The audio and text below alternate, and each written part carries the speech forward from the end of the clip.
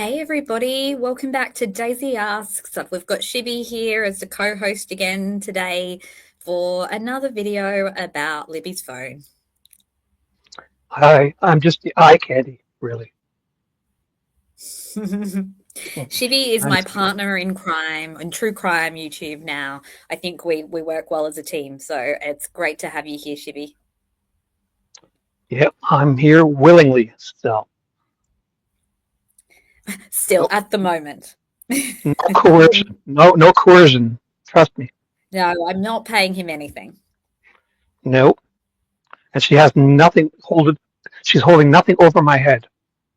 I swear. No, no. Remember last night my time in our last live, we Hmm. found out that actually Scott knows who we are. Remember? Oh no, yeah. We gotta put eyes on him. Scott's. We're gonna Anyway, deep deep dive him. yeah. Well, good to see everybody. I'm actually on my lunch break, so this is hopefully not going to go too long, but I always say that. But I've got an hour and a half, so an hour and a half max, but probably less. So, anyone who's watching today, you'll probably have to go back and watch yesterday's, if you haven't already, at some point, because otherwise today's in isolation probably won't clear things up as much, because today's more a update from yesterday's video. But if you watch my channel regularly, you've heard about the cold shock theory anyway. But yesterday, I think we did a pretty good job of really finally nailing it all down, all the unanswered questions, and I created a document on Google Docs that's shared in the description of yesterday's live that can be used as a kind of explainer tool for anyone who wants to understand it more. Because goodness me, it's physics and digital forensics and a lot, and it's taken me weeks to get to the point of condensing it all down and fully like kind of getting it right in my head. That said, I still don't fully understand all the physics of it, but the overall gist is there. And that's what I've tried to present in the document explainer. Today, though, we have another document. I've decided now I've gone from my Canva presentations to the Google documents.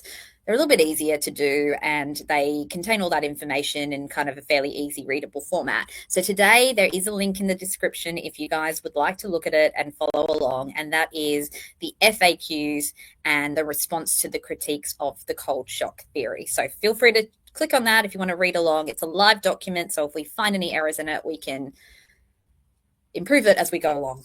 But I'm pretty confident about this. But I did say that the other day about the other area we've been talking about, and I was proven a little bit wrong. So we were always going to just keep evolving. Okay, Well, yeah, you're gonna have it on the screen, right?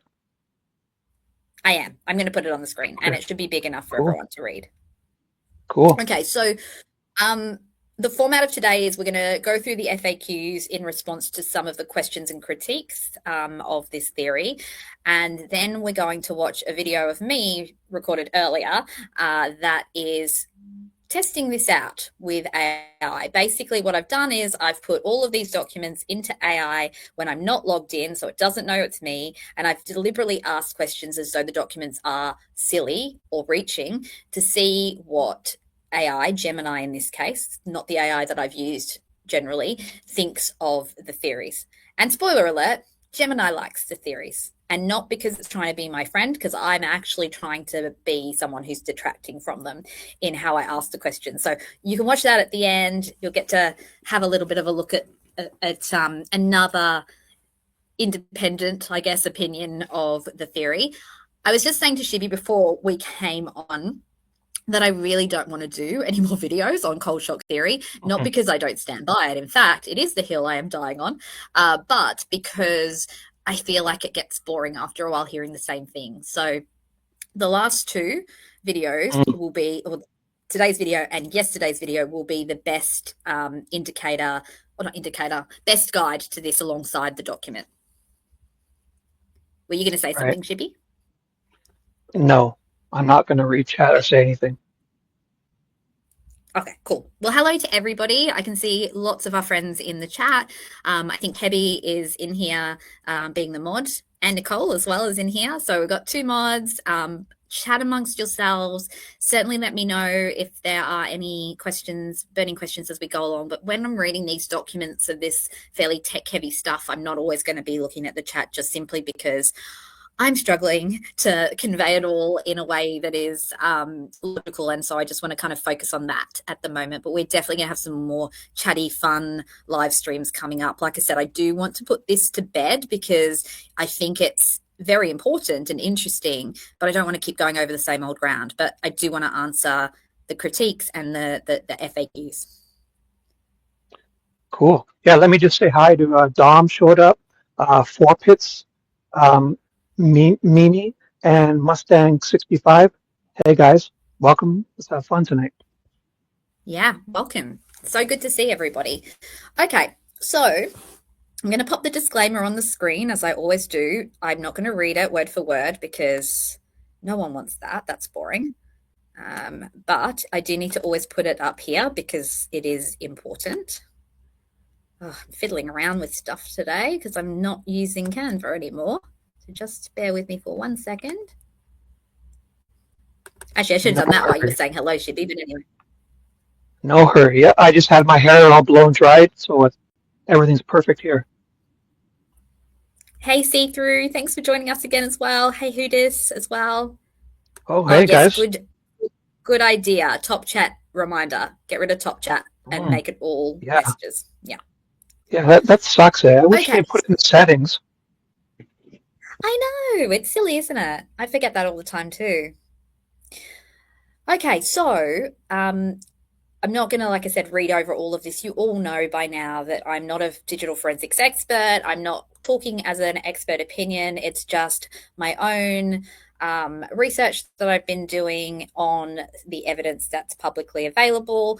And this presentation is just for educational discussion purposes. It doesn't qualify as any psychological opinion, even though I am a psychologist. It is really just a true crime interested person who's looking at the evidence for this Delphi case through the lens of various different tools, my own mind, my own looking at different patterns, my own pre-existing knowledge, and then using AI as my research assistant, and then bouncing these ideas off everybody in the community. And it's been so helpful because when I first presented this idea about a month ago, there were cracks in it. The overall gist of it made sense, but there were cracks, and it's actually been you guys, all the people who comment, critique, ask questions, that have helped me to really firm this up to a point where I'm now feeling like we've got a pretty coherent theory. So, correct, yes. Now, sorry, Shibby. we all know who gets the final say, and that's Spooky and Kai. Yeah, and Lulu. Lulu's the one who holds the words up in front of me. To what's that called again? I've forgotten. Just the signboard, like cue cards. She's got cue cards. She's right for you. Yep. That's it. So Shibby is also, his role on this channel is to help me with my inability to think of words on the spot. So thank you, Shibby. You're welcome. Oh, there you go. Nicole's the teleprompter. That's right. Okay, so that's the disclaimer. I know I make bold claims as well, particularly in this area, because I'm going against the experts in the area that were, well, not the experts in the area, but the experts used at trial. But what I'm doing instead is looking at other experts online who've written blogs and, created lots of amazing information about this and tested this. And I'm also looking at what Apple says and various other streams. And that's where I am trying to bring it all together to create a theory that makes sense of not only the overall science and field of digital forensics, but also specifically Libby's phone. So without further ado, though, we've done this a million times. Let's get to the actual interesting stuff. So let's get that off. And this is the document that I've shared that you guys are absolutely welcome to have a look and read along right now. Hey, Cryptex, nice to see you join us. Hey, Cryptex, what's up, buddy? Cryptex is always obvious in the chat because he's got the bright yellow. That really helps because you see it bounces out into your eyes. It does stand out. Good call. Yeah, yeah. Maybe Daisy Asks needs to change from that sort of light creamy color. I need to be like fluoro pink or something. You know what I should do? I should just put a yellow hat on my head, or maybe a sun in the background, like a sunflower. Yeah. If I like this picture, I'm gonna put like a yellow because it really does get your attention. Yeah, so go on Canva and do like background remover and then yeah, put like something in the background or like and make it pop. Yeah.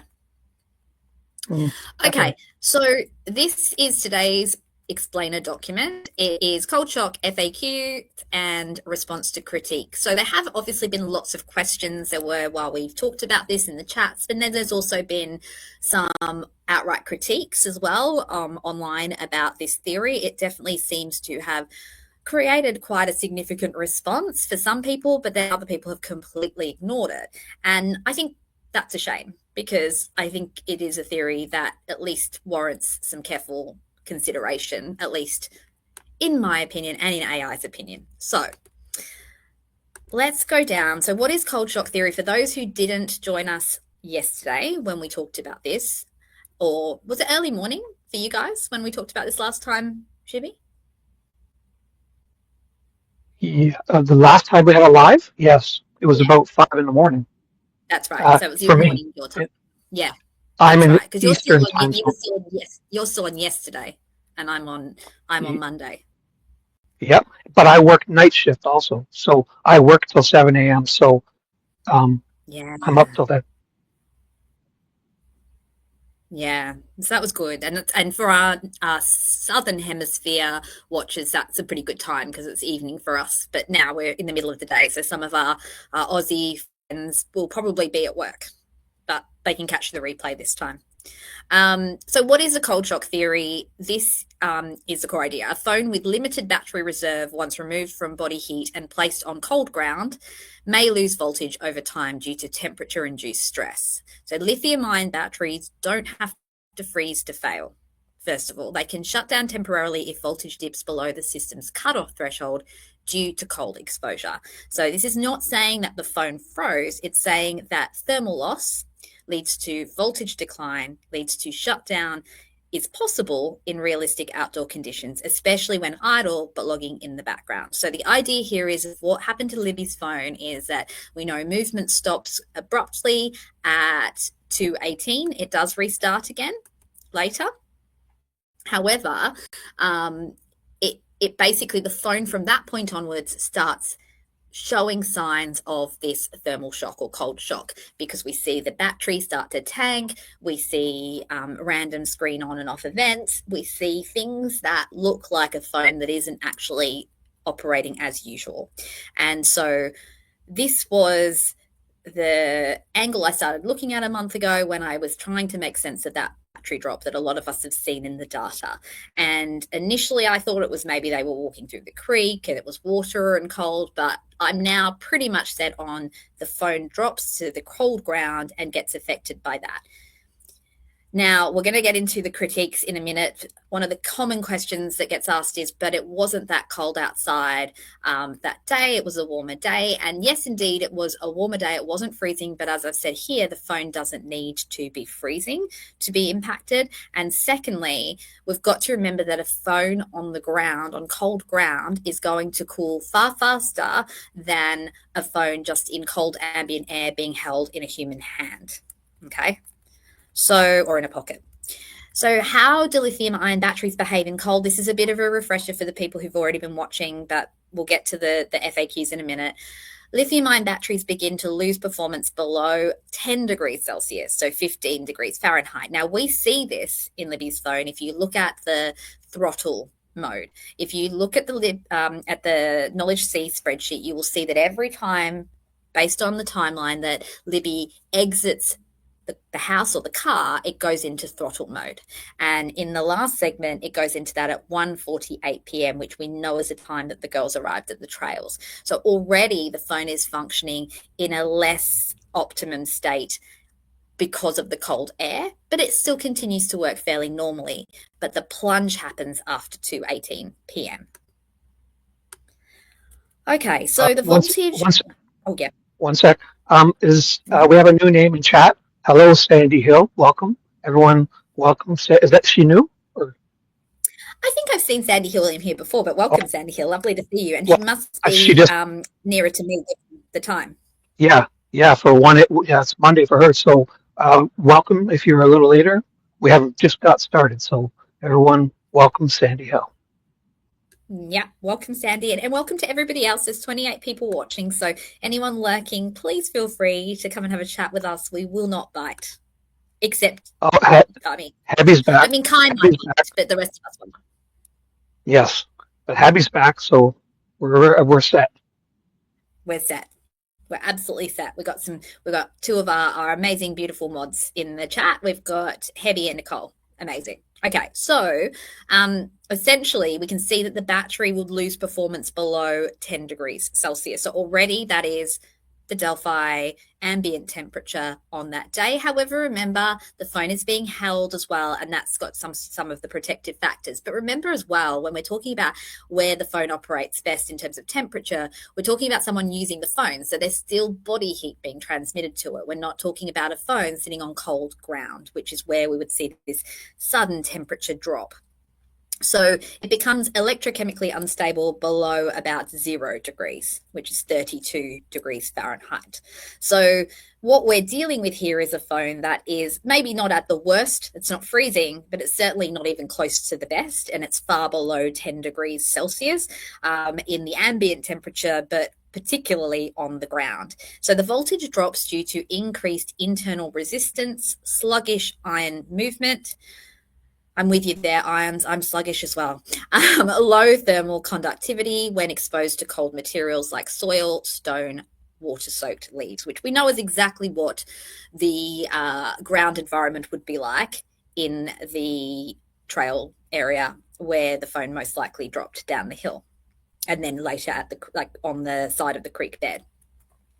So at 1 to 3 degrees Celsius, even with some charge left, the phone can shut down unexpectedly under minimal load. And this is common with Apple devices. They are tuned to protect the battery by cutting off when voltage sags.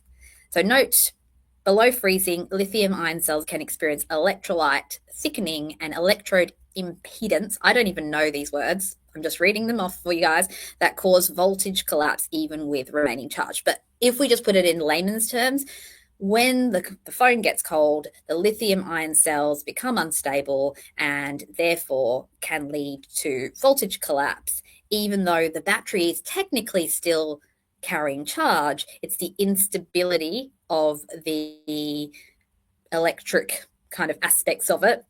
This is where I need my science majors here to tell us that makes it not perform well and potentially shut down completely. Now, this is the biggest question that people have, even if they're willing to accept the cold shock theory. They're like, but then why does it come back on of its own accord at 4:33 a.m.? And I had that question too, because it sounds ludicrous. It sounds like magic. It sounds weird. Like if I turn my phone off, it doesn't just turn itself back on, right? I'm sure yours doesn't either, Shibby, right? Oh, sorry, I had it muted. No. No, right? So I get why common sense says that's silly. However, we're not talking about a normal phone that we've powered off or that the battery has died to complete zero. We're talking about a phone that is struggling with this electrochemical instability. So it operates differently to a phone in normal circumstances of battery decline. Because when my phone goes to 0%, it truly is an empty battery because I haven't charged it. Or when I turn off the phone, I've specifically decided to turn off the phone so it's not going to turn itself back on again.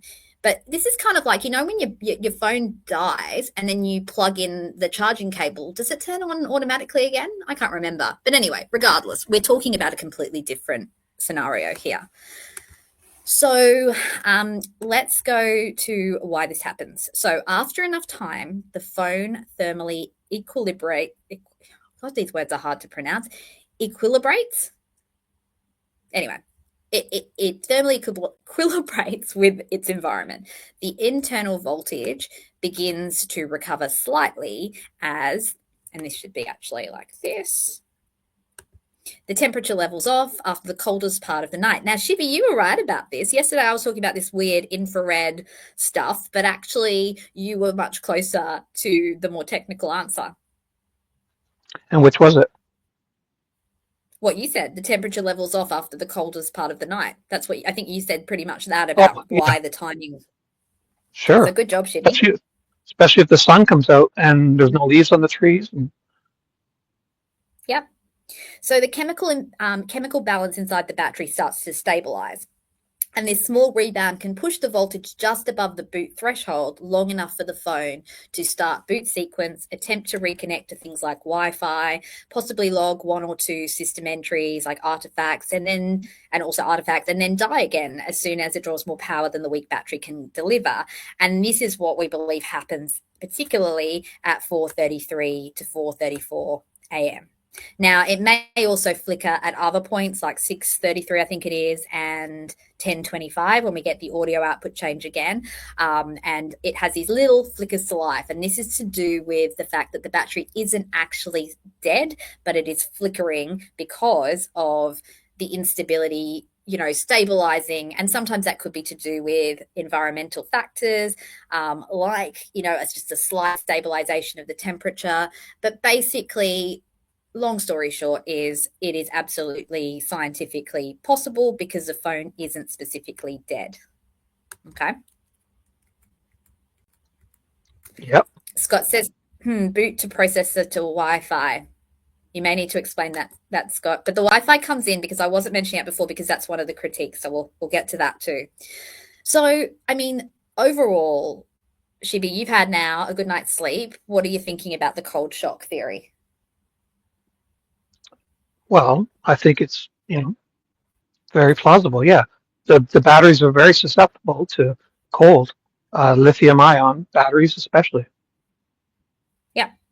Okay, so that was what we presented, and that's what we've kind of been presenting leading up to this, like, completely sort of firmed up theory over the last few weeks. But yesterday definitely felt like it was super firmed up, like everything had sort of like every little piece every little piece of the puzzle had fallen into place. However, unfortunately, it still is being held to a lot of criticism. And actually, not unfortunately, we should say that is actually a good thing because criticism is what helps aid us in growing our ideas and evolving them. And so I thought I'd go over the critic claims that we had overnight in my time for this theory. And some of them are ones I've heard before, and some of them are newer ones. So I'm going to go through them one by one. I think there's 5 claims that we're going to go over. So critic claim 1, the temperature was 34 degrees Fahrenheit or whatever it might have been at various times in the day, and that's not cold enough. Well, 34 degrees Fahrenheit refers to the air temperature, the ambient temperature, not the actual temperature of the ground or the device.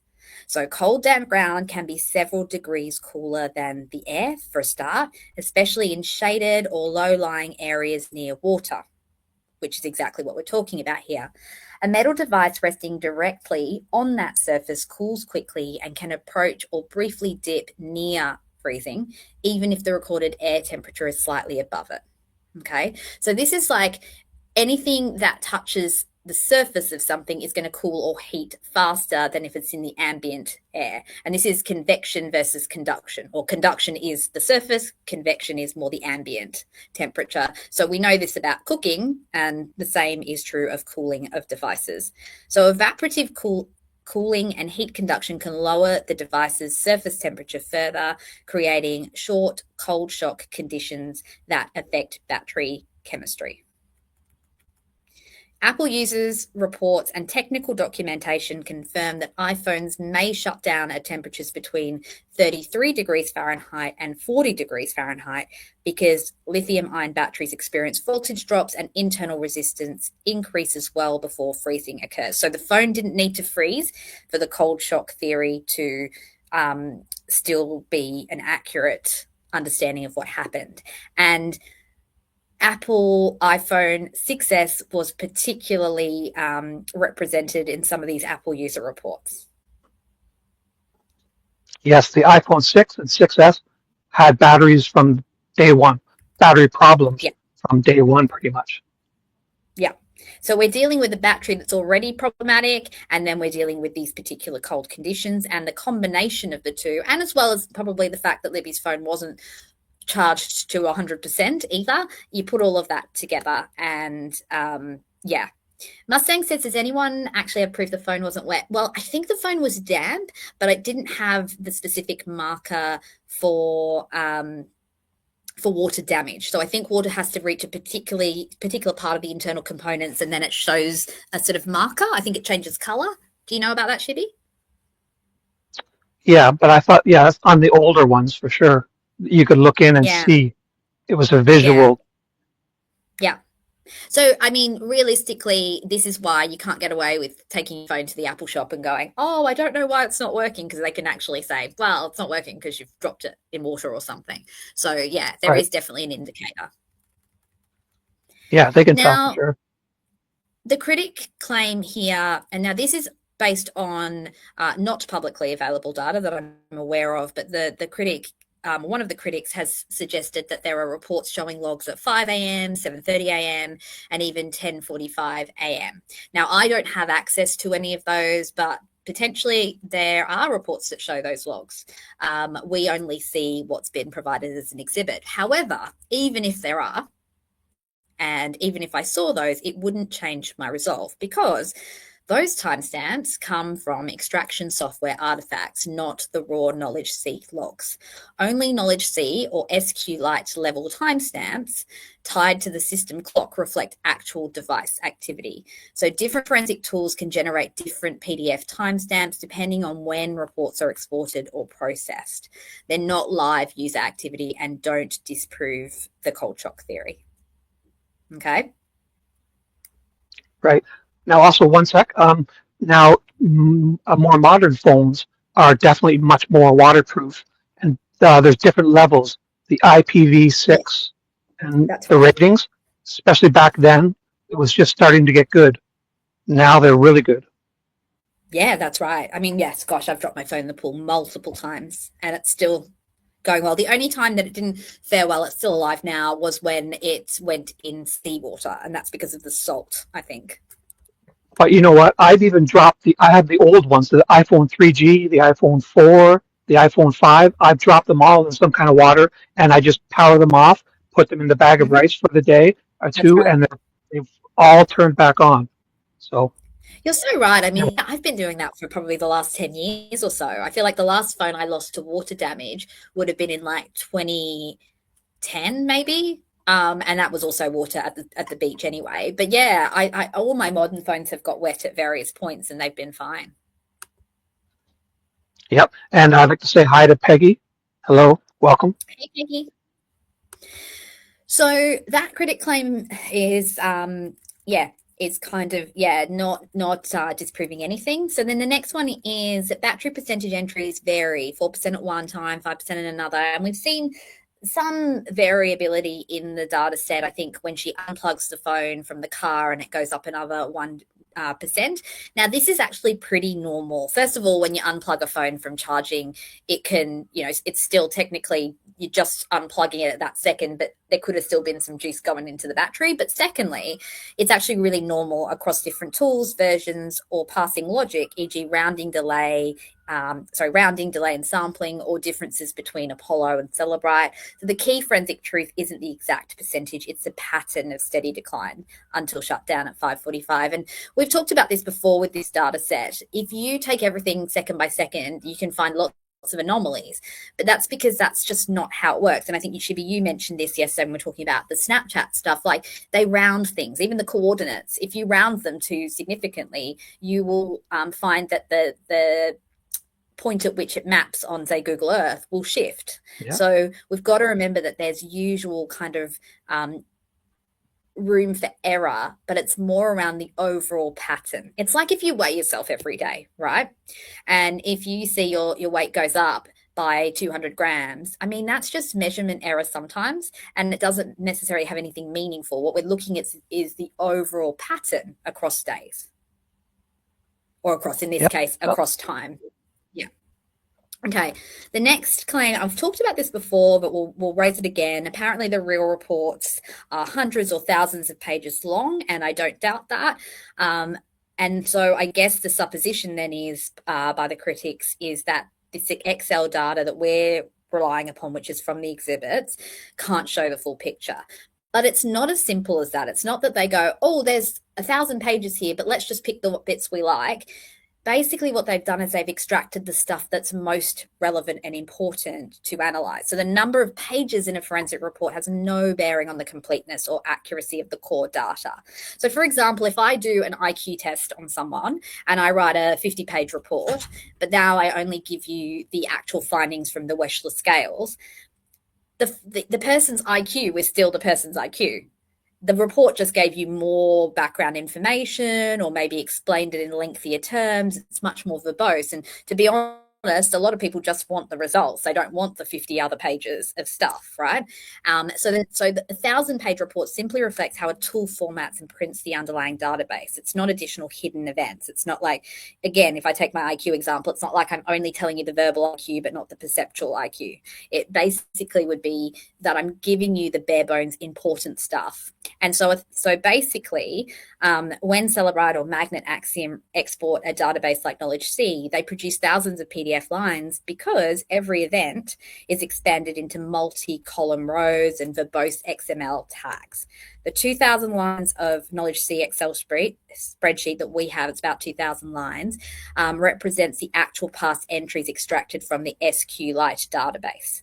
So it's not a summary or a redaction. Each line corresponds to one event with a timestamp, bundle ID, and state. That's exactly what the long report would contain, only formatted differently.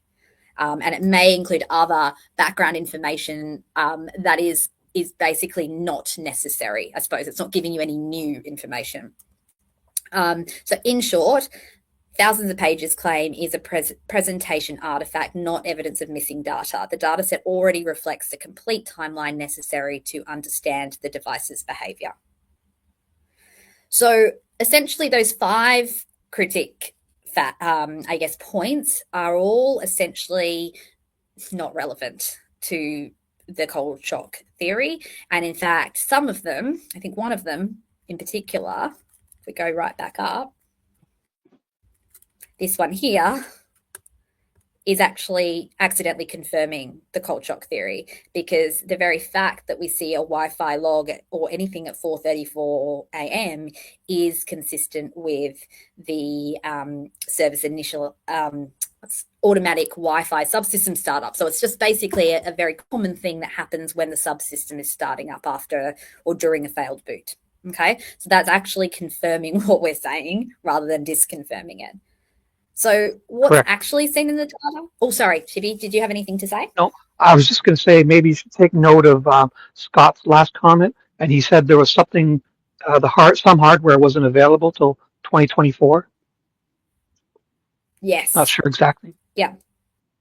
Oh, he's saying the battery data, the percent battery data wasn't. Okay, that's really interesting, isn't it? So yeah, so when there's different information showing up in different reports or extractions, yes, it seems like muddled and muddy because we've got multiple different reports, but when you combine them all together, it's just providing the layers of information, but they're not directly contradicting each other. One last thing, Amy, we can cancel the Bolo. Dino has arrived. Hello, Dino. Everyone, welcome. Hey, Dino. Welcome. Good to see you. Mustang saying that she hasn't read the trial transcripts because no one puts them out to read for yourself. If you go to the GitHub, all the transcripts are available there, because you're right. I mean, when you're seeing any of this data, the exhibits or the transcripts through any of the creators' eyes, including myself, you're going to get our own spins on them. And sometimes those spins will be based on what we know behind the scenes. Sometimes it'll be based on other technical knowledge we have, and sometimes it'll be based on our own biases, like we talked about before, confirmation biases. It's really hard, and that's why it's so important to do this as a community, because then we can kind of benefit from all of the background knowledge people have in different areas, but also iron out some of the confirmation biases. Right. Now, Dino said he was late because he had to change a flat tire on his house. So no problem, Dino. we accept your excuse. Peg is making a good comment here that she's reticent to consider somebody who uses a Google search to understand things, and yet is an expert. And I absolutely agree. I mean, if you Google search what does audio output route equals 1 mean, it will tell you headphones, because that's what it means now in iOS, whatever version we're up to now. However, that's not what it meant in iOS previous to iOS 11. And the only way you could find that out would be through really digging through like lots and lots of stuff. And I mean, I found it hard to find this. I found it hard to find the sources for this, but it was a combination of different resources that had all kind of helped me to figure that out and what that meant. And my first instinct wasn't even to Google, it was to go, okay, well, what else happens when we see the audio output route change? And I started to see patterns in the data. So again, this is where analyzing a line in isolation doesn't actually help anyone. We really need to look at patterns. And so Mustang saying AI isn't reliable, for sure, but AI, and I think she's talking more about the transcripts, but what you do is it's the combination of you asking questions and looking for patterns and using your human kind of instincts that AI doesn't have, with our AI's capacity to pull data from so many different sources. And so, yeah, AI, if you put these questions into AI, they will immediately potentially just agree with the common stories that go around, particularly about the Delphi case. If you put into AI, is Richard Allen guilty beyond a reasonable doubt? I found that AI generally will say yes, and it will give you all the reasons that he's this terrible person. And then when I go, well, what about this? And had you considered this? And what about this? And then it's like, oh yeah, actually, maybe not. So I agree, you can't use AI as your full opinion, but if you ask lots of questions, you dig further, and you use, I guess, other skills and knowledge you have, you can come to a fairly good theory, and then you can test it back on other AI platforms, which is exactly what I did. And we're going to watch that in a minute. Yep, I'm with you. The final summary before we go to that is the cold shock theory does not rely on extreme weather, magical thinking, or cherry-picked artifacts. It's grounded in known lithium-ion physics, raw knowledge C timeline data, realistic exposure conditions, and ironically, even evidence raised by skeptics. So when a phone shows a Wi-Fi attempt, for example, at 4:34 a.m., hours after a cold shutdown, that isn't suspicious. It's expected. It's science. So, now, I mean, we all have to be. One sec. Wait. Oh, yeah. Are the documents available without AI on All Eyes site? Because Mustang seems to think that they're all altered with AI. She has the raw transcripts. Yeah. She's got the raw transcripts that were received. Okay, Mustang. So now we've got that settled. Okay, Mustang. The documents are all on All Eyes website, and they're free to anyone who wants them. So we don't need to keep going over this. It's the best resource. Like, everything's there. I mean, because I save them and then I lose them and then I save them. They're all up there, which is really great. It's really helpful.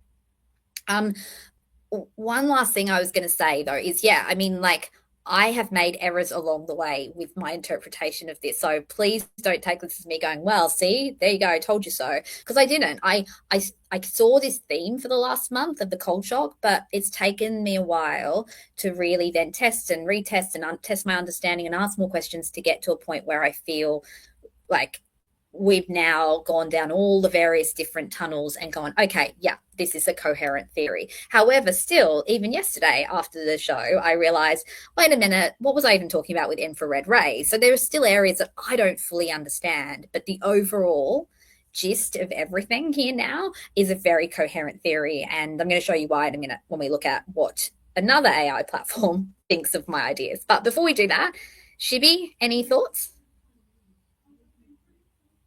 No, I'm just trying to keep up with you. I'm drinking my coffee really fast, trying to stay at your speed. Okay. Does anybody have any questions? I think Peggy's saying, what about the data transfer? Peggy, which one are you referring to? Just let me know. Oh, hey, GD Worker. Thanks so much for joining us. Hello, GD Worker. I think, Peggy, if you're referring to the Apple Music stuff, we will. I mean, I can screen screenshots of that up, probably not now because I don't have it on my computer here, but I don't think there is any data transfer. It's basically just Wi-Fi trying to reconnect. So if we look at that particular screenshot that I've seen on X, that's what that's about. It's not actually any data transfer. But I mean, again, happy to reconfirm that, and we can look at that, and I'll do a short if I do reconfirm and it's something else. But at this stage, I'm saying it's literally just the sort of failed system boot. Oh, hey Andre, good to see you. Okay, so definitely keep putting questions in the chat because now I'm going to play a pre-recorded video. So Shibby and I will be free to go in the chat. I can still stop the video and we can talk as well. So feel free. We'll all be in the chat together now. So let me just, I'm going to take us off the screen now, Shibby, for a bit. Okay. Oh, Yes, actually, no, yes. I'll leave us on the screen because then that way we can pipe in if we want to. So I will leave us on the screen, but we'll mute ourselves while this is playing. Okay. Oh, wait, 1 second. That's Andre. GD Yeah. Workers Andre. So, hello, Andre. I didn't know it was you. Andre's like my little lurker angel. I won't say when, but every now and then, if she's lurking in a chat and she sees me typing, Yeah. she'll half of my good comments come from Andre. She sends them to me on a Discord private message, and she says she doesn't want credit for them, so she sends me some really smart Oh. info, and I repeat it as if I know what I'm talking about. Oh, that's great. Yeah, Andre, all of the names are all messed up at the moment for some reason. So this is me testing it. Okay, sorry. So Shibby and I are going to be muted, but we can come back on and chat. Shibby, let me know if you want me to pause the video if you do want to say anything, but we'll just be in the chat now. Yeah? Yeah, I think we should because this Amy from the past is going to need some talking to from Amy from the future. So yeah, pause whenever you feel. She's out of line. I muted. I was going to say we still need to talk to Amy from last week. We will do that because I think that'll be a funny video where we debunk our own video. But that Yes, can be later in the week. whatever you want. Sorry about it. And we will bring Kai on camera for that one. Anyway, okay, let's watch this. Out the hypotheses around Libby's phone with AI without the AI having any historical knowledge of me and using a different AI platform, Gemini. Now, I've heard good reviews of Gemini. I don't usually use it. I'm not signed in, as you can see in the top screen. And so what I've done is I've copied and pasted the explainers that I've made and asked Gemini for its opinion. Now, I've deliberately asked it in a way that is non-biased or more biased towards thinking what I've written is silly. Okay, so I've said here, does this sound accurate or like a layperson who has no clue? And what I've posted then is the cold shot power cycle of Libby German's iPhone. And underneath, if we open the entire thing, you can see the entire document that I've shared with everybody. Okay, so let's read, let's hear what Gemini has to say about that. It says, this analysis, the cold shock power cycle explained, sounds highly accurate, bolded. From a technical and forensic perspective, it absolutely does not sound like a layperson who has no clue. Instead, it presents a detailed, logically structured and scientifically grounded argument. The author uses appropriate terminology, accurately references known physics, chemistry, and correctly interprets digital forensic patterns. Here is a breakdown of why it is accurate and what makes it technically sound. Now we've got here some different sections. I'm going to read through it all, but it might get a bit boring after a while, so we'll see how we go. Technical accuracy and scientific rigor.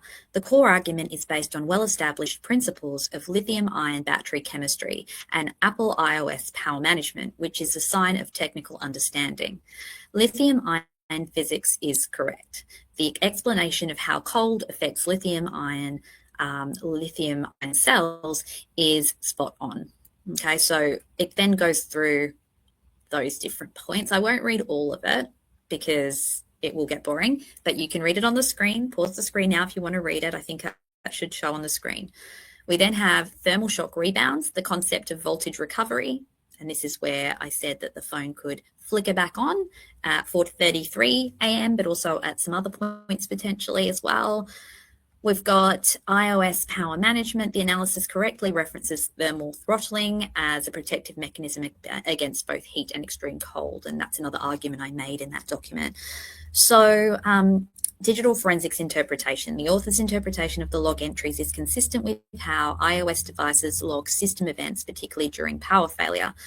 And here we've got the unpaired audio route, we've got the baseband brownout signature, which we see in the data set. We've got the overnight ghost activity, the flickers. I'm just mindful to pause it a bit longer if people want to read it. And then the conclusion, this analysis is a strong professional level reconstruction. It moves beyond the battery died explanation and uses technical evidence, log data, combined with physical principles, lithium-ion chemistry and heat transfer to create a coherent, non-human intervention-based timeline. It successfully links three distinct fields, physics, battery engineering, and mobile digital forensics to support its conclusion. Okay, so this is not me saying it. It makes sense. This is Gemini. Now, obviously, Gemini doesn't have the data set. It doesn't have all of the information. And so we can't say that it's analyzed the data, but it's analyzed my analysis of the data and says that it's sound. What we could do, I was just thinking, sometimes in these systems you can actually, no, you've got to sign in to upload the file. So I can't do that. I'm just going to ask it, what other reasons could there be for the pattern described? Okay, so what other reasons other than cold shock, it's not very well written, but you know what I mean, could explain similar events, e.g. Faraday bag, removing and inserting a SIM card. What else do we have here? Plugging in headphones or data tampering by someone. Okay, let's see what it says. That's an excellent question and one every digital forensic expert must consider. The key to differentiating the cold shock cycle from human-induced events lies in the digital forensic signatures. So here's a breakdown of how alternatives would typically present differently. So this is all based on the specific messages, timing, and sequence of entries in the iOS logged files. So it says the use of a Faraday bag or signal loss isolates the device from cellular, Wi-Fi, Bluetooth, and GPS signals. So we would see a very different code from baseband brownout signature, which is what we do see, to signal loss signature. That would look different. And again, you can see this on the screen. And so I'm not going to actually read through it. But if you want to see the difference there, and we've got the ghost events. So basically it's saying that what we see here does not match what the code is saying in the knowledge C data. So the takeaway, a Faraday bag or signal loss primarily affects the modem logs and network status, but it does not induce a specific voltage sag and system collapse log seen in the cold shock event. We've got removing and inserting a SIM card. So it says here that the network state would look different. So what we've got here in the cold shock signature is abrupt network failures caused by power loss during connection attempt. What we would expect for the SIM card event is that logs would show clean intentional hardware events such as SIM removed, SIM inserted, or baseband reset initiated by the operating system in response to the hardware change. System power, uncontrolled voltage collapse followed by hours of voltage flicker and rebound, whereas if it were removing and inserting a SIM card, the phone does not power off or randomly reboot simply due to SIM removal. The user is prompted for the SIM pin status, but the device remains stable and powered. The sequence of log entries is a single clean event chain related to the SIM change, not continuous power cycling. And again, if we're talking about the audio output route, it says that SIM card activity would not involve audio codec. So takeaway, SIM card manipulation produces a distinct clean hardware event log that is easily distinguishable from a catastrophic chemically induced power failure. Okay, let's look at the next hypothesis, plugging in headphones. So what we would see here is a clean log entry, audio accessory connected, disconnected. The event is expected to be clean and completed by the system. Plugging in headphones does not cause an iPhone's voltage to collapse. Obviously, we weren't trying to link it to that. So while the cold shock log mentions an audio route, it's the unpaired nature and its simultaneous occurrence with modem and voltage failures that point to power collapse, not simple accessory connection. And then finally, we've got data tampering. So attempting to alter, delete, or inject log entries is a major concern in forensics, but it has its own set of detectable signatures. So internal consistency, we would see breaks in the chain of custody integrity. Okay, we can tick that box, that there could potentially be that. A tampered log set would likely show timing anomalies, though, such as missing contiguous, I don't actually know how to say that word, time segments, mismatched timestamps across different database files, or log entries that do not align with the file system's log file or journal records. Now, again, I think people would say, well, maybe that is the case given some of what I've heard about the data. So we'll look at that in a second. Log entries, so entries adhere strictly to the established iOS logging framework in a cold shock signature, whereas in data tampering, we would see log entries may be syntactically correct but lack necessary metadata or context that the operating system generates automatically. A tamperer must perfectly mimic the complexity of the kernel's logging, which is extremely difficult. So I think this is the main point that I would say, because it seems like it's very difficult to could be quite hard to do. Anti-tamper evidence. Tampering the user-facing logs is hard, but tampering the underlying system logs, like kernel, panic, PMIC events, or whatever that is, MFT records, is exponentially harder and leaves significant detectable digital traces that forensic software is designed to find. So we would expect then that the software used by Eldridge would find clues of that. So the takeaway is the consistency of the cold shock log, where a single physical explanation accounts for the phone going dark, the failed call, the unpaired audio route, and the subsequent flickers, is the strongest evidence against simple data tampering. A tampered record would struggle to maintain such complex internal scientific consistency. So if we're to expect that this has been tampered with, we're expecting someone understood the cold shock signature and basically entered that into the data sheet or the data, and that wasn't then picked up when Eldridge used magnet axiom to look at the data. So let's actually just ask that.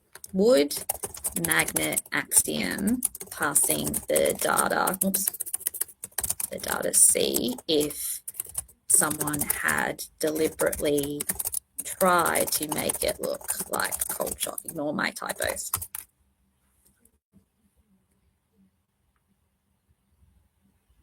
So yes, it would be highly effective at determining if the cold shock power cycle was deliberately faked or if the logs are genuine.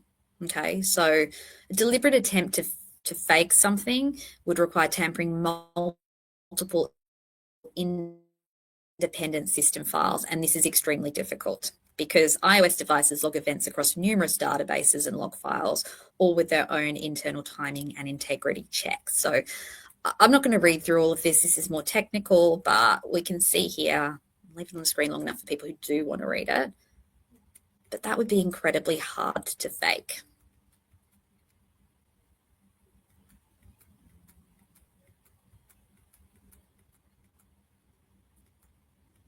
Okay, so I hope that helps, I guess, people to see that this isn't just some outlandish theory, that it's actually quite well supported. In fact, very well supported.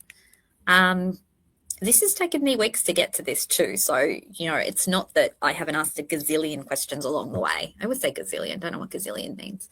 Okay, so the next one is the headphones one. I did the very same thing again. Does this sound accurate, or is it more likely a headphone insertion? And again, I've copied the explainer document that I've shared with everybody. And we've got here, this is a highly detailed and well-argued forensic counter-analysis to the claim that the log entry indicates user plugging in wired headphones. Based on the technical arguments and supporting evidence presented, the analysis suggesting it is related to incoming call initialization, that's Becky Paddy's call, interrupted by a cold shock battery failure, is more technically sound and comprehensive than the simple headphones inserted interpretation. Again, It's got a whole lot of reasons why it's compelling. I'm not going to go through this again because it's going to get lengthy. And you're welcome to do this. You can copy and paste the file and do the very same thing. But the conclusion on accuracy, it's almost certainly incorrect that it was headphones, or at the very least, a misinterpretation of the data when viewed in isolation.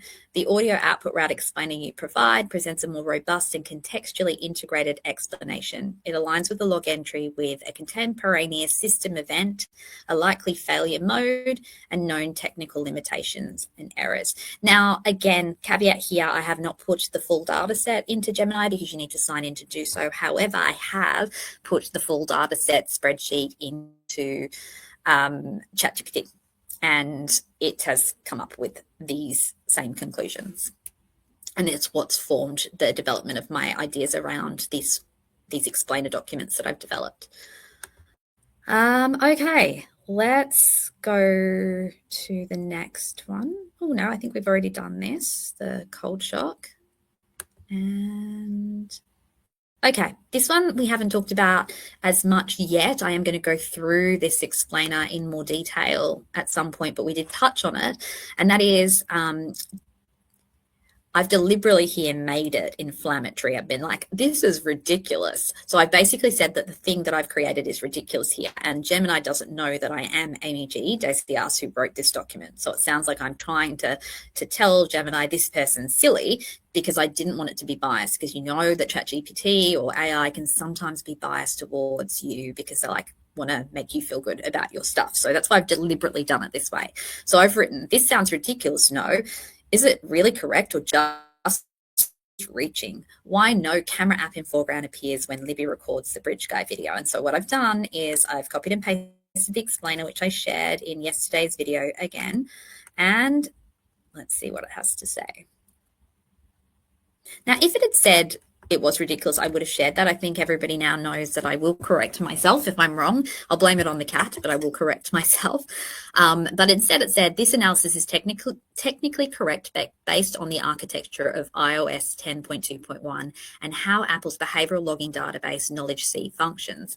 It's not reaching. It accurately describes an expected forensic artifact for a specific scenario. The unit presented as a standard explanation in iOS forensics for the absence of a full app launch entry when a system function like lock screen camera is used. Why the analysis is correct. The analysis hinges on two key technical points about iOS: the camera UI service and the Knowledge C logging scope. 1. Lock screen camera uses a system service. When a user swipes left on the lock screen or the control center to launch the camera, the full user-facing camera app is not launched. Instead, the operating system's main process, Springboard, which manages the lock screen and home screen, launches a restricted, lightweight service called Camera UI Service. Restricted access. This service allows quick photo video capture while the phone remains locked. It cannot access the user's saved photos or settings, maintaining security. And that makes sense because you don't want someone just picking up your phone and taking a photo or video and then being able to scroll through all the others. You can still see the photos or videos you jumped in during that episode of swiping into the camera app from the lock screen, but you cannot see previous. And if you then stopped using it and started using it again, you wouldn't even see the ones that were taken in the previous lock screen camera event either. The key point, because this process is managed by Springboard, a core system component, and not the user-installed com.apple.camera app bundle, the system does not register a full application transition. So Knowledge C log apps bundles, not system services. So it logs app bundles, not system services. The Knowledge C database primarily logs when a full user-installed app bundle identifier, like the camera app, moves into the foreground. System action. Since the lock screen camera is running as a Springboard managed service, it is treated as a system action rather than a foreground app. Therefore, the specific entry, camera app in foreground, never gets created. Its absence is the expected artifact of a lock screen capture. The audio output route sequence. The sequence of the audio output route events provides a strong secondary indicator support of the lock screen's theory.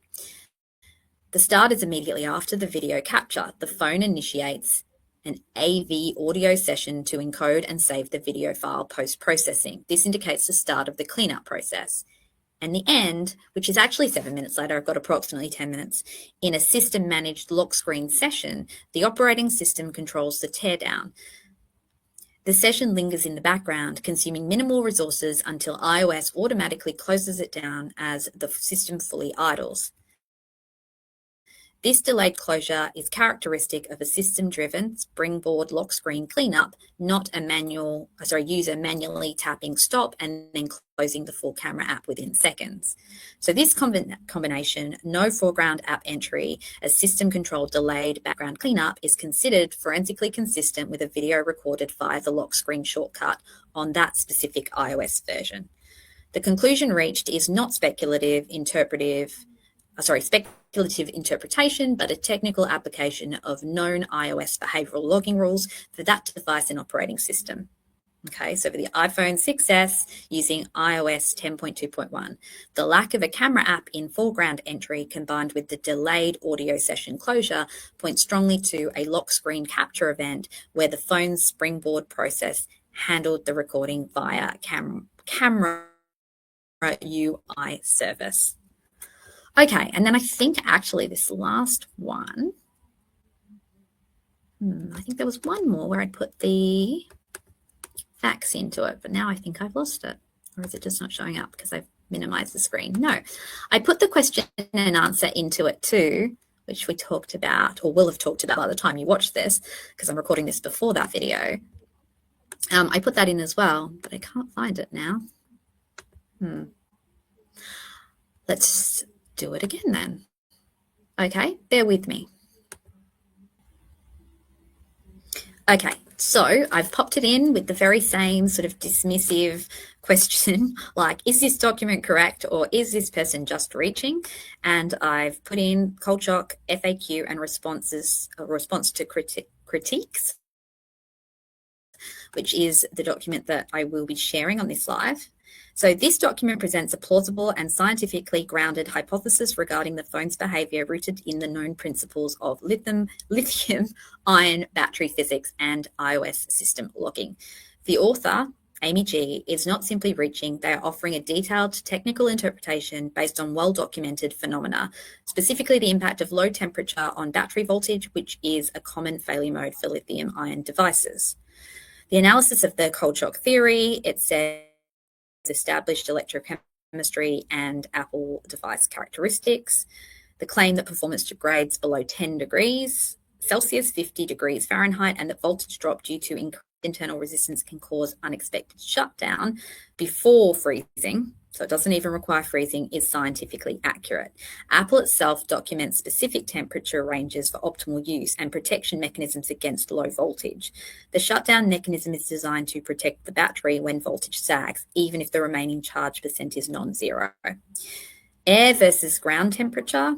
The response to the critic claim, number one, is valid. The conductive cooling from placing a metal-cased phone directly on cold, damp ground can quickly lower the device's internal temperature to near freezing or below the critical voltage threshold, even if the ambient air temperature is slightly above freezing, for example, 34 degrees Fahrenheit.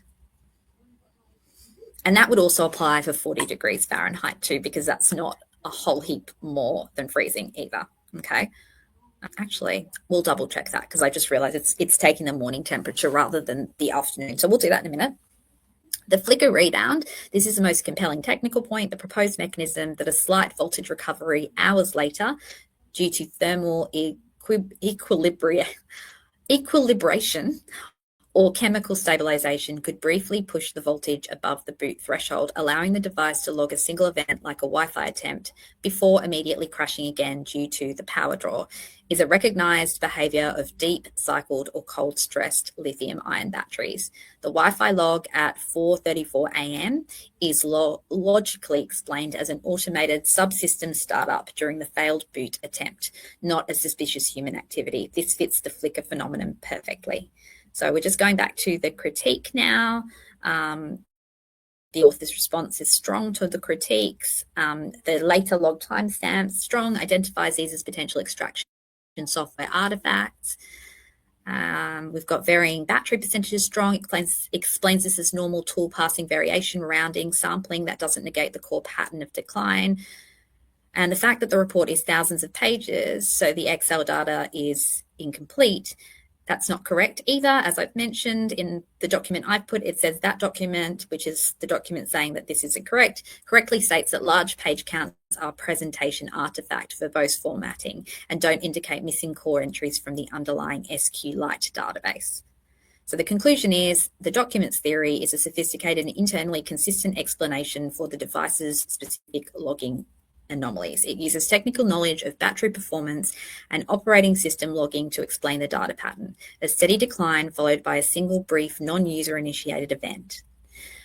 Therefore, the person is not simply reaching, they're utilizing forensic interpretation to provide a technically sound narrative for the data based on known physics, which is a standard part of digital forensics.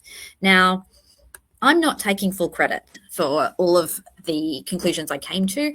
AI helped me. I found the patterns and I put those patterns with questions and ongoing kind of research questions to AI as my research partner that knows a lot more about physics and forensics than I do, and together, collaboratively, we use the collective human wisdom of seeing patterns and understanding behavior and giving context with the amazing intellect of AI and the amazing capacity, I suppose, to access all research and data that's available online, and we put it together. And over time, it's been refined by constantly looking at what criticisms actually hold weight and what don't, what questions kind of come up. And that's where we've kind of evolved this theory now over, gosh, it's been about a month, to a point where it's pretty solid, according to now another AI platform. But let's just ask that question. What about if the ambient temperature was, don't worry about my typing, guys, actually 40 degrees F when the phone at 2:18 p.m. Okay, let's see. So the core principle of the cold shock theory remains plausible even if the ambient air temperature was 40 degrees Fahrenheit at 2:18 p.m. So it's still a stressful temperature. Performance loss of lithium-ion batteries begins well above freezing. And this is probably the explanation for why it takes longer. It doesn't just die immediately, but it sort of limps on for another few hours. Okay. Ground is colder than the air. The cold shock event still happens later. The cold shock event that causes the shutdown and the subsequent 4:30 a.m. flicker relies on two conditions: sufficient cooling to cause voltage collapse and a later temperature change, which causes the rebound. Okay. So it still remains consistent.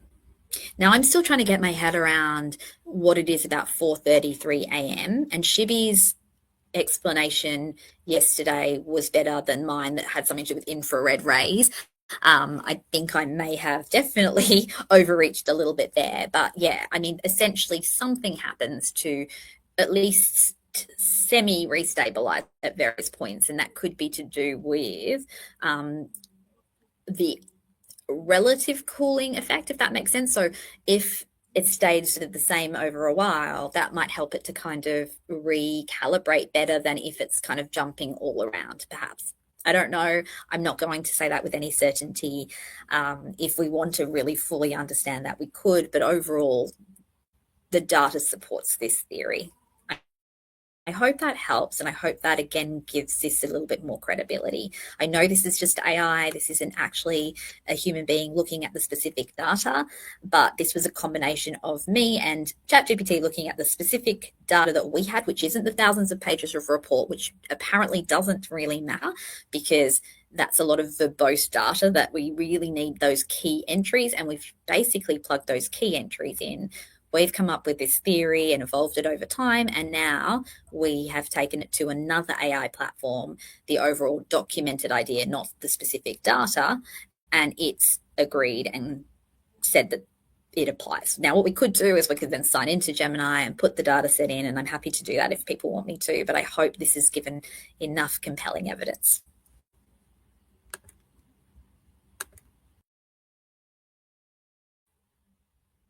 Okay, so there you go. I guess that's Gemini agreeing with me, which is nice. Nice to have Gemini on the team. I have also used Perplexity AI and ChatGPT as well.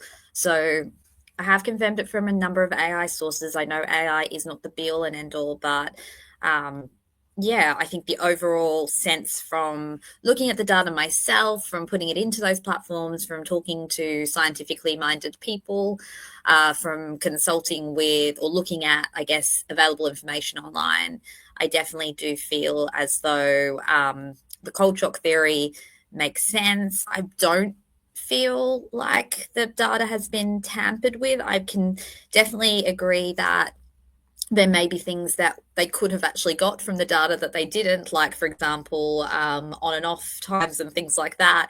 But because they mucked around with the phone and turned it on and off, like, they may have lost stuff because of that. But I think that the overall essence of the knowledge C data is pretty accurate. Now, I'm not saying that to be in agreement with the state with everything, but I will give credit where credit's due. And the only credit I'm going to give them is that they haven't tampered with it. I'm not going to give them credit for interpreting the data particularly well, because, you know, we've got 3 experts that have looked at this data and didn't suggest cold shock theory. We've got the uncertainty about the headphones, where it clearly does not seem like a headphone event. We've got people not understanding, experts not understanding why they used a camera from the lock screen, and yet that's a known thing that's you've been able to do for over a decade. We've got lots of things that they didn't seem to understand, and most importantly, the part that I haven't talked about today, and we will talk about more, the part of the knowledge C data that interests me the most, we've got them not understanding or choosing not to mention the fact that the girls receive an incoming Snapchat notification at 1:51 and appear to reply to it via a video message, not a video call, but a video snap at that very point as well, through a direct message. Who received that? Who were they communicating with? We know about the other 4 photos, but why was that never mentioned to me? That's the key thing that I found from the knowledge C data, along with obviously this confirmation that the phone never did go inside. It wasn't in a Faraday bag, and most likely it was in that location where it was found for quite some time. Shibby, any final thoughts on cold shock theory or anything to do with the knowledge C data? Well, more about my assessment yesterday, and I thought about it, what you said, and I thought that the one guy might have been answering questions in favor, intentionally dumbing himself down. But then when you pointed out that it was not biased, that it was for the defense and prosecution, so made me wonder that some people just weren't knowledgeable at all, and they weren't faking their lack of knowledge. And I mean, this has been a problem across this case with expert testimony, if I'm honest. I don't feel, and of course I don't have access to all of the reports and data, but, you know, there were misspoken things by so many of the experts on both sides of this case. You know, we've talked about the tool mark analysis and the problematic interpretations going on there. We've talked obviously now about this knowledge C data, and we'll finish off the psych panel soon as well. But, you know, I have problems with the psychological testimony as well from what's available publicly. So again, I'm not sort of going to say it's definitely problematic without being able to see access to all of the files and records and reports, which I probably won't see. But yeah, there's a lot of misspeaking, and it worries me. Yeah. Like they said, they kept talking about Richard Allen is feigning his illness, yet they're giving him forced injections of Haldol, and they didn't perform the simple test that they have that could accurately tell if the person is feigning or not, which I believe. That's right. They didn't do a test of malingering. Exactly. Yeah, yes. So there's that. They want it both ways. Everything. And I believe, and I'm going to have to double check this before the psych one. So this is just a belief at the moment. I haven't confirmed it, but I believe that one of the experts says that a brief psychotic episode is no longer in the DSM-5, which is not, I believe, correct either. So, this is the problem. And, experts are fallible. I understand that. I have also made errors like that. I'm not an expert witness in any capacity, but I definitely make errors. I misspeak. We all do it. But I think, unfortunately, there were a number of errors that really impacted the trial for Rick Allen. And I think these do need to be cleared up, even when they don't seem favorable to the defense or the state, whoever side you believe is more credible. I think the point is we're pursuing the truth. We're not pursuing a narrative that we want to believe. As much as I find that hard, because I want to believe Rick is innocent, and I still do, and sometimes I do try to pursue a narrative that supports that. But when it doesn't add up, then I have to let it go. And that to me is really advocating for justice and truth, and not confirmation bias. All right. And I'd like to announce that Peggy's noted that Scott officially broke AI. And I believe, I picture, like when they lost the tip in the Orion system, it happened to start smoking and overheating, just like those fembots in Austin Powers, where their head spins around and just pops right off. So way to go, Scott. Good imagery there. Well, it was a lovely chat today. Like, really good to have everybody, engaging in the chat in a really collaborative way. And I know there's still some different opinions, and that's totally fine.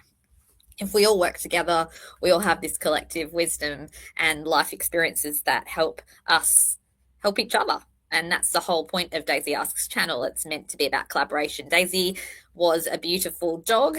Dogs are pack animals. They work as a team. They don't work independently. And that's what Daisy Asks channel is all about. So if you do disbelieve things that we've talked about or have any critiques or questions, always comment, always put them up. I mean, try to do it in a nice way, not dismissively if you can, and I'll try to do the same. But essentially, yeah, that's how we grow. That's how we evolve our opinions, and we evolve our understanding. And this case is so complex. I don't think anyone's going to pick up that knowledge C set and go, oh yeah, this is what's going on. So obvious. Clearly, the experts struggled with it, let alone people like myself who had no clue what knowledge C was until I looked at this spreadsheet.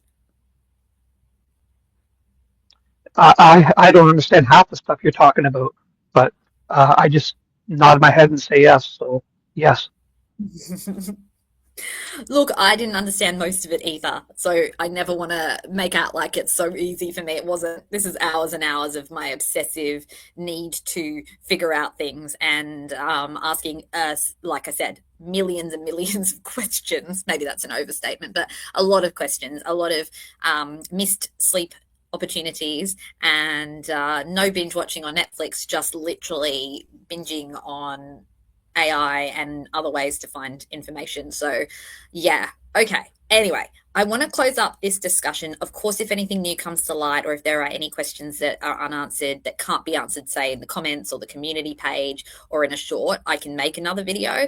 But I do feel like this is a bit dry, and I want us to get onto the more, in my opinion, of course, this is my opinion because it's my area of interest. I would love to get back onto psychology and forensic psychology and understanding behavior, because I think that's where I get really lit up. Well, Amy, I'm riding your coattails, so wherever you decide to take me, I'm going with you. Perfect. It's so good. It's so good. I always thank Shibby every show because it really does help me. I definitely feel like I'm more centered and better when Shibby's in here with me, and when you guys are in the chat. Particular shout out to the mods and to some of the real friends of the channel like Adrienne and Peggy and Scott and Yes, everyone. I don't want to feel like I'm only singling people out, but though there are certain people who've been particularly helpful as well with the technical stuff, and then there's people who are very helpful with the validating, compassionate, warm stuff that makes me feel like I can get back on here, even though it's been a bit of a war zone. So everybody's efforts are appreciated. All the people who are liking and subscribing and promoting the channel. Like I literally still cannot believe so many people actually want to listen to me ramble on for hours. Special thanks to Heather Brown, Hebby, and Nicole and Dino and everyone. Scott, Peggy, thanks for participating. You guys are great. Yeah. So we'll see you guys tomorrow. Tomorrow around the same-ish time, maybe a bit earlier. Shibby, we'll plan that out. I think I've got it planned for earlier, but we'll chat about that. That's going to be the forensic unicorn stuff that I haven't made any document or slide for yet, but I've got lots of stuff that I want to talk about, so I'm going to try and organize it tonight, ready for tomorrow, and not postpone it again, because we can always do it in parts if there are stuff that I don't have in the slides and stuff tomorrow. So I'm going to let go of perfectionism, and we're going to have a chat about why Richard Allen would be a forensic unicorn if he truly committed this crime. Right. So exactly. Yeah. like and subscribe if you haven't. Lurkers, please comment and join us. We're a nice community, and we'll see you soon. All right. But, and we'll get Scott's update from AI as well. We'll pop it on the community page. If Scott will probably email me maybe, or let me know when he's got the data back, if he hasn't completely broken it. If everyone can't use ChatGPT today, it's Scott's fault. Okay, so yeah, Scott broke ChatGPT. Yeah, but if he does get an answer for us, yeah, I mean, look, he's just such a troublemaker, really. Yeah, we've almost got his location fixed in, so if we can just keep him in chat for like 10 more seconds, I'll know where he is. That's why I invite him to every chat now. I'm like, you need to be there because we need to really pinpoint and triangulate that location. We have a van outside your house with 5 guys inside the van working computers. Doing any of this. Geofencing doesn't even give us a good location. Gosh, Shibby. No, you should know that. Before we had that a van. It's one of those cable TV vans, and there's 4 or 5 FBI guys in it working computers right outside your house, Scott. We know where you are. Okay, yeah, you've let Carol go for a while. You're following Scott instead. No, I'm just kidding. Thanks, guys. You're all great. All right. Okay, have a good night or day wherever you are, and we'll see you tomorrow. Bye. Thanks, Shibby. Bye. Bye. Thanks, Amy. Night.